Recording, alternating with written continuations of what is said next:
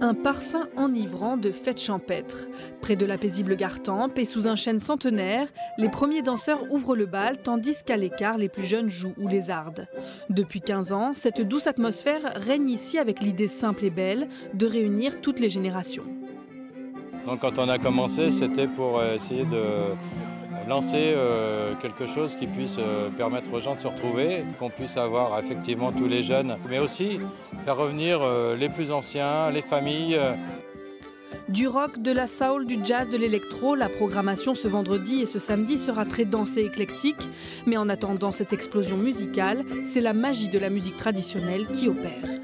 Ça regroupe beaucoup, les gens qui savent danser, les gens qui ne savent pas danser. Tant que les gens ont envie de s'amuser ensemble, c'est quand même quelque chose de très fédérateur. Le savoir ancestral se transmet et les festivaliers d'ici et d'ailleurs échangent. Une ambiance heureuse et chaleureuse qui fait le sel du Lézard Vert. C'est vraiment un festival qui est là et qui marche par l'investissement des bénévoles, par l'engagement des personnes. Et on sent ça, on sent ce côté... c'est la famille en quelque sorte, quoi. Quand les corps sont échauffés, les pas de la bourrée mémorisés, on s'engouffre sous le chapiteau. Au son du groupe Décibal, une fois encore, les générations se côtoient. Quand tu connais pas, c'est très compliqué, ça va super vite. Mais les gens dans les baltrades, tout le temps ils t'invitent à danser, il y a cette ambiance un peu, j'adore.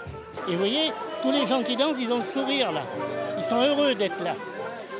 On ne trouve pas ça dans les bals machin là. Là, c'est du baltrade, ce qu'on appelle, du vrai baltrade.